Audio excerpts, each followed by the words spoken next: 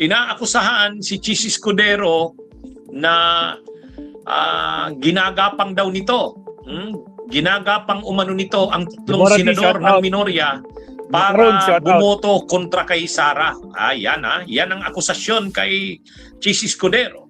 Pero mahigpit naman yan na tinanggi ni Chis Escudero. Yan o. Marigi tinanggi ni Senate Impeachment Court Presiding Officer Senator Chis Escudero ang isang online article na sinasabing inihikayat niyang bumoto para sa pag-convict kay Vice President Sara Duterte sa impeachment cases sina Senator Loren Legarda at ang magkapatid na sina Senator Mark Villar at Senator Camille Villar. Ang kay Attorney Reginald Tonggol, ang tagapagsalita ng Senate Impeachment Court, nang itanong niya kay Escudero ukol dito, natawa ito at sinabihan siya na bakit pa yung tinatanong samantalang alam naman na walang gano'n at hindi ito totoo ang gano'ng panghihikayat para bumoto.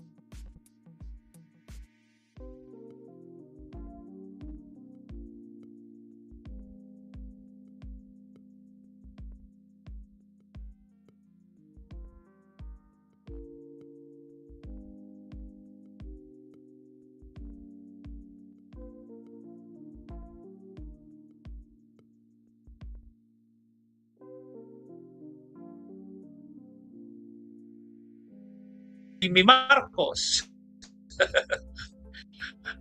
Trinatraidor nga ang kapatid o di siyempre talagang sigurado na yan buboto sa acquittal ni Sara.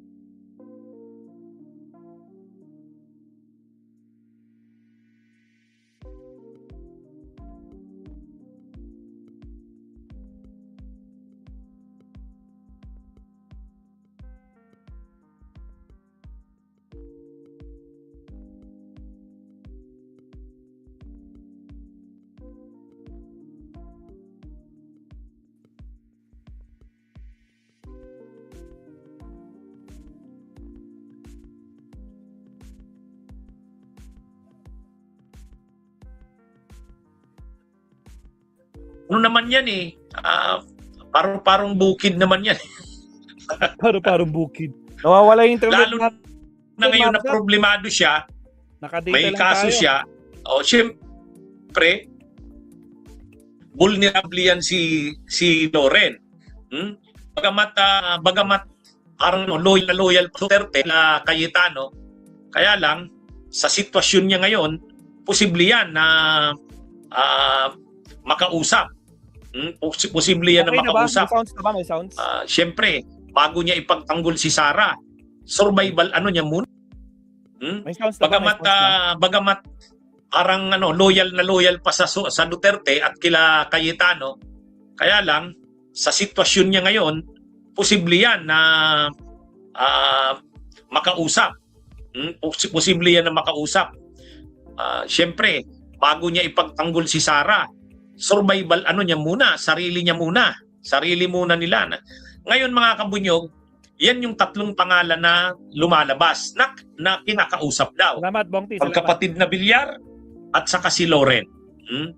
Kaya ngayon, pag nakuha kasi yung tatlo na yan, ay di ba ang mayorya ngayon 13? O di pag nadagdagan ng tatlo, 16 na sila. Pag nakakuha ng 16, makukonvict si Sara. Virgilio Orsanino. Yan yung Ngayon, ang gumagapang daw ay itong si Chis Escudero.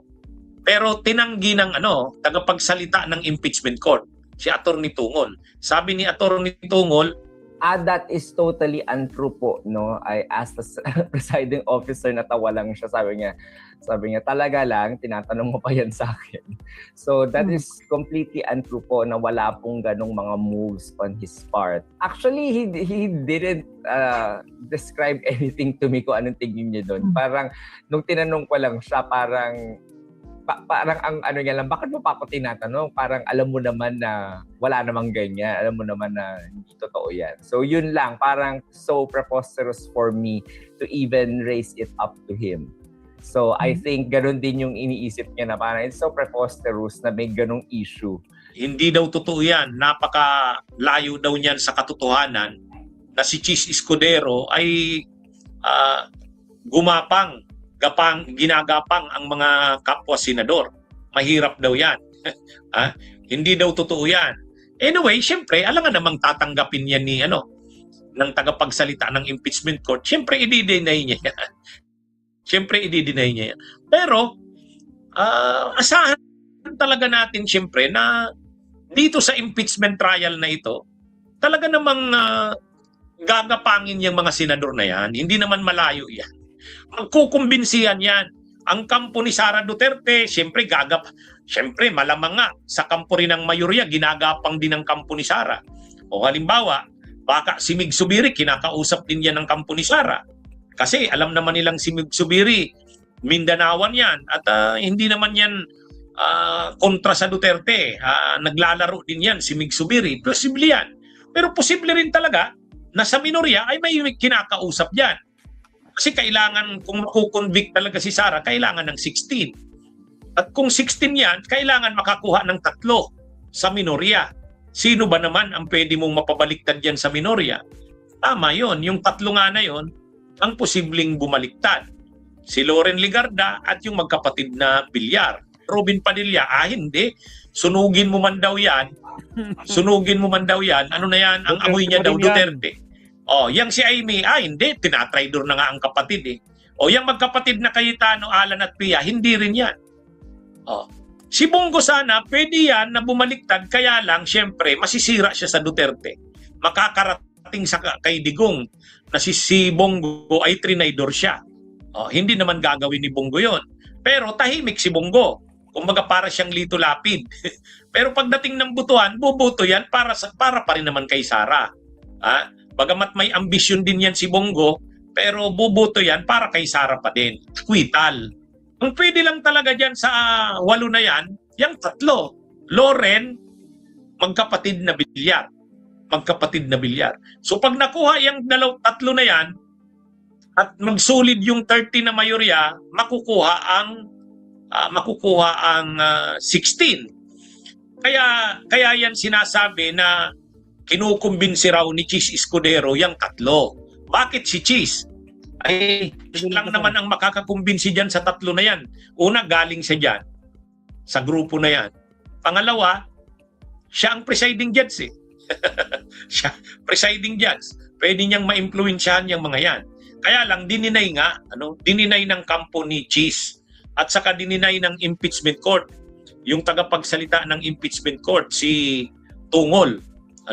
Sabi ni Tungol, Attorney Tungol, hindi daw totoo yan. Anyway, yan yung mga kabunyog, yan yung kumakalat na ngayon, intriga.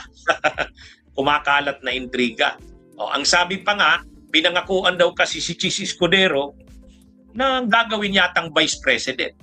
Gagawing vice president. Siyempre kasi pag napatalsik si Sara Duterte, pag na-convict siya sa impeachment, maghahanap ng vice president. Ang pipili ng vice president ay ang president.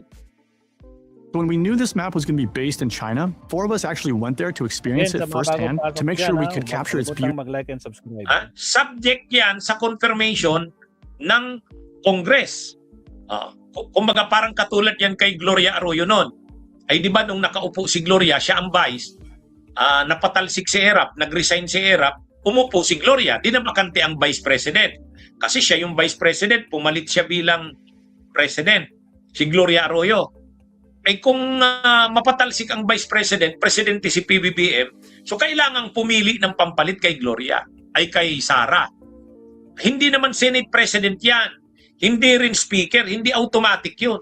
Ang nakalagay sa Constitution, pipili ang Presidente mula sa mga members ng Senate, ng House of Representatives. So, pipili mula sa members ng Senate, ng House of Representatives. So hindi kailangan na Senate President. Hindi din kailangan na Speaker of the House. Ano mga kabunyog mga kaubayan? Ang President ang pipili. O halimbawa napili si Chis Escudero, i-confirm yan ng Congress. Magbubutuhan ng Congress para 2/3 yatang boto rin ang kailangan diyan para sang-ayunan yung choice ng President. Pero medyo